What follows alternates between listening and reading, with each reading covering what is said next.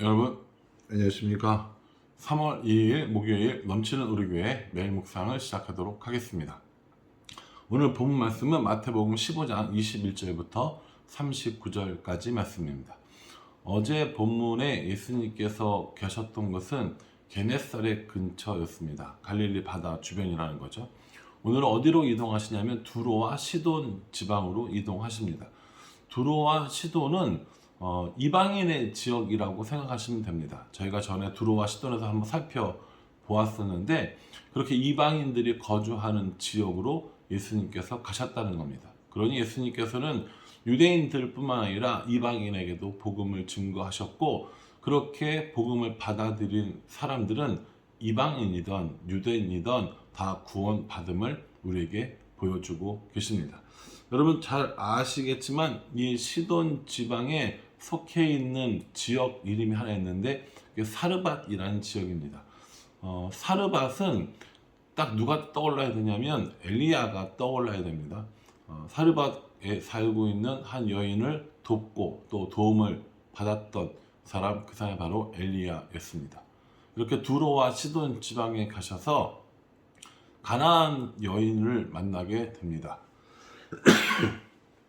이 가나안 여자라고 이야기를 하는데 정확히 말하면 스로보니게 족속이라고 나와 있고요. 스로보니게는 페니키아 사람들입니다. 세계사에서 얘기할 때 보통 페니키아 지역이고요.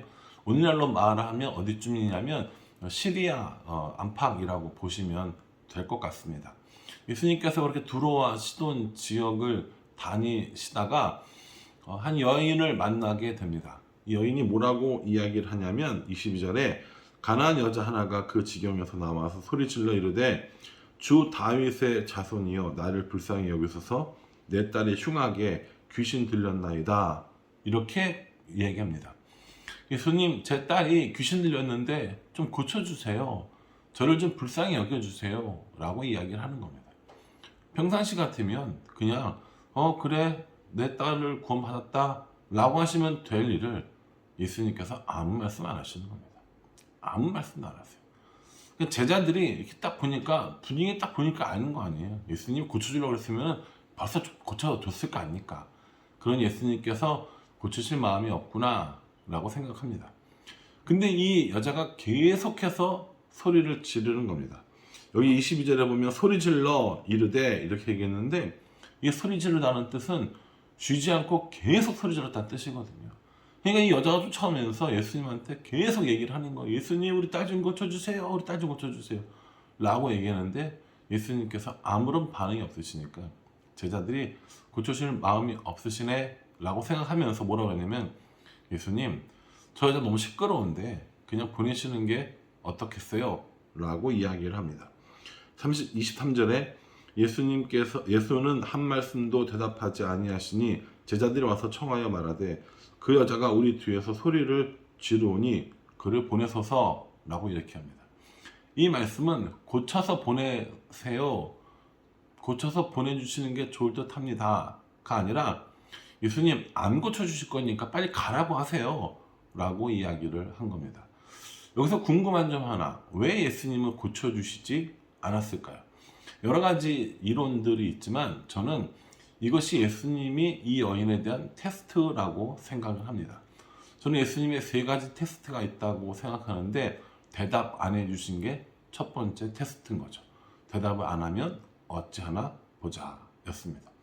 그래서 예수님께서 두 번째 뭐라고 얘기하시냐면 저들이 보내라고 하니까 그 사람을 보시면서 이렇게 얘기하십니다. 24절에 나는 이스라엘 집에 잃어버린 양 외에는 다른 데로 보내심을 받지 아니하였노라. 나는 이스라엘 집에 잃은 양 외에는 이라고 얘기하시는 건 나는 유대인들만 구원하러 왔어 라고 얘기하시는 거거든요. 나는 유대인들만 구원하러 온 거야. 넌 이방인이잖아 라고 이야기를 했다라는 거죠. 그래서 이 여자가 뭐라고 대답하냐면 25절에 주여 저를 도우소서, 이런 저런 얘기 하지 않아요. 주여 저를 도우소서 라고 얘기합니다. 이게 두 번째 테스트라고 생각이 들고요. 그리고 나서 이제 예수님께서 뭐라고 얘기하시냐면 26절에 자녀의 떡을 취하여 개들에게 던짐이 마땅하지 않다라고 말합니다. 자녀들의 떡, 이게 뭡니까? 유대인들을 고치는 이 사건인데, 개들에게 던짐이, 다시 말해서 이방인들도 고쳐주는 것이 마땅하지 않아, 이렇게 말씀하시는 겁니다. 헐, 그쵸? 사실은 이 예수님께서는 이미 이방인들도 많이 고쳐주셨습니다. 그런데 굳이 이 여인에게 이렇게 속 찢어지고 마음 찢어지는 말을 굳이 왜 하셨을까? 라고 하는데, 이 여인은 이에 아랑곳하지 않고 이렇게 얘기합니다. 27절, 주여 올소이다마는 개들도 제 주인의 상에서 떨어지는 부스거리기를 먹나이다.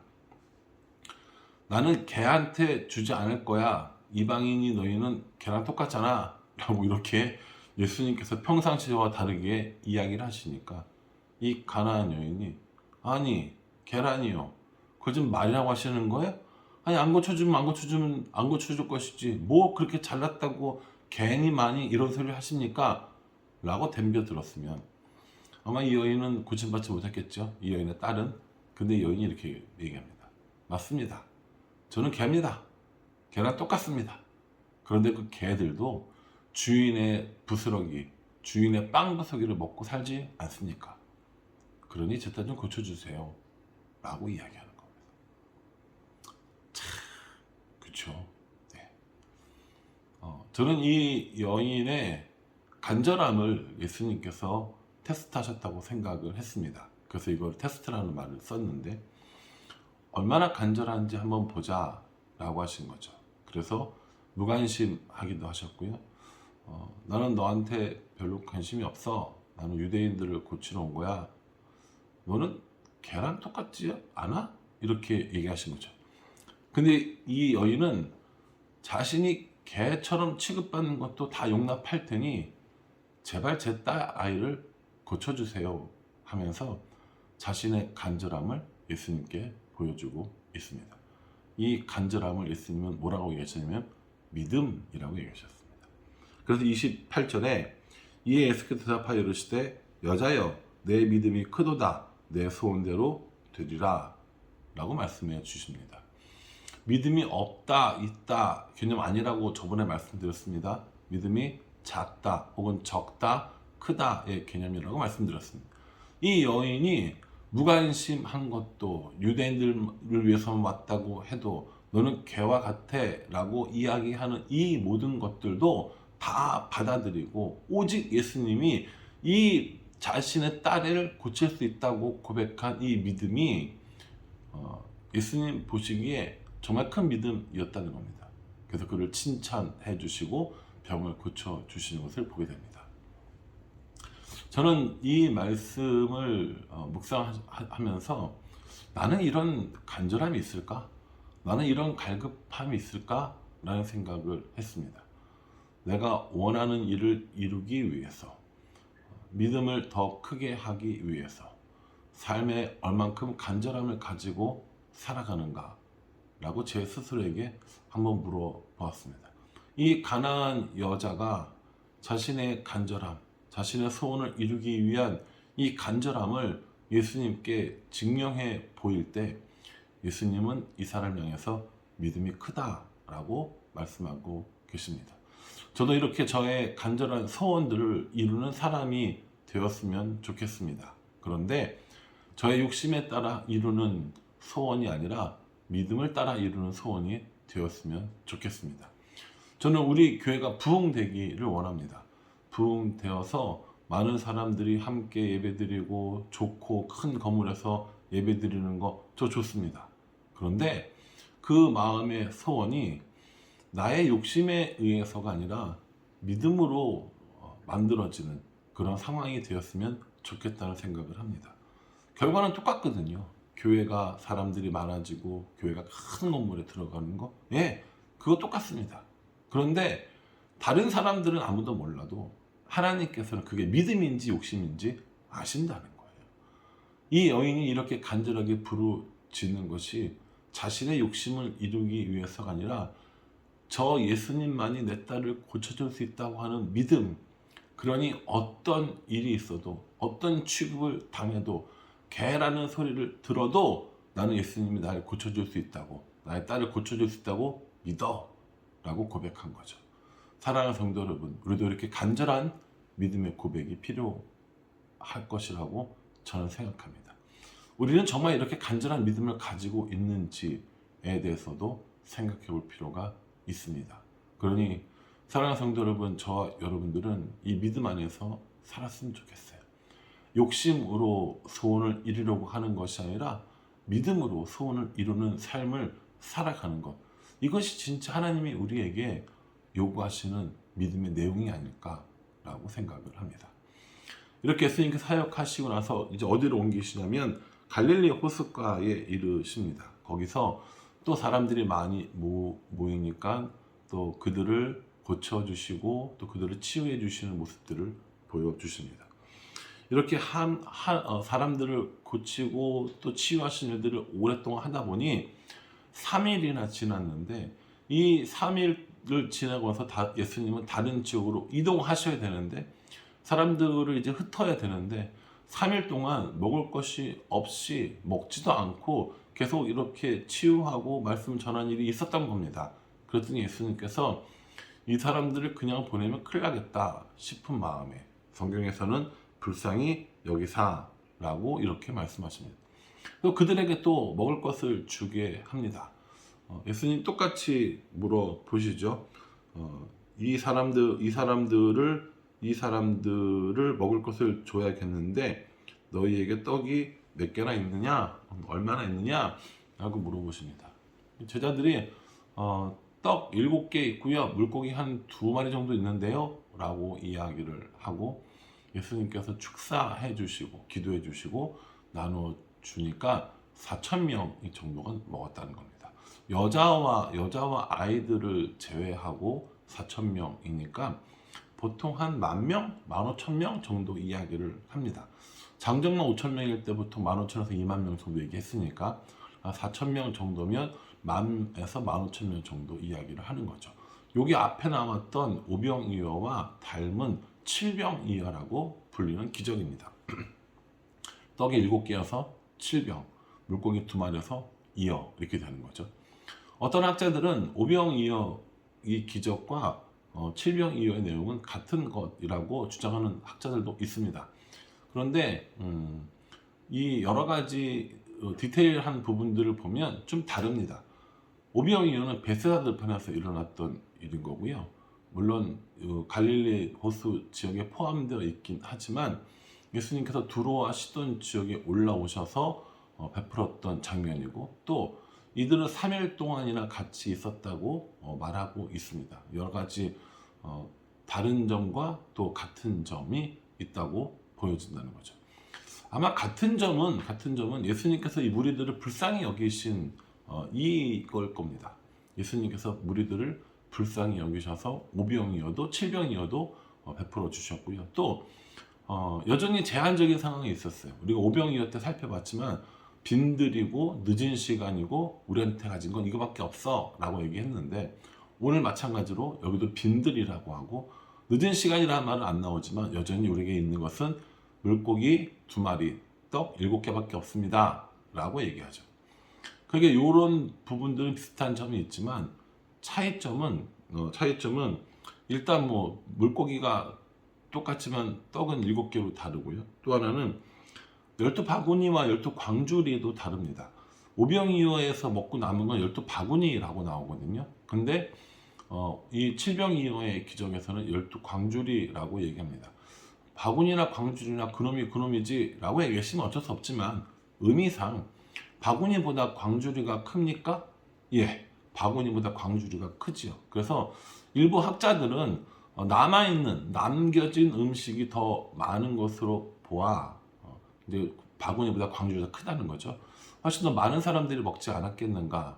왜 남자들은 4,000명인데 여자들이 더 많았단 말인가? 라고 하는 그 질문에 이제 이미 유대인들이 그 서기관과 바리새인들이 예수님을 단속하기 시작하는 것을 알면서 남자들은 좀 떨어져 나갔고 여자들은 오히려 더 많은 사람들이 오지 않았나 라고 주장하는 학자들이 있습니다만 근거는 찾을 수 없는데 그럴 수도 있겠네, 이런 생각이 들기는 했습니다.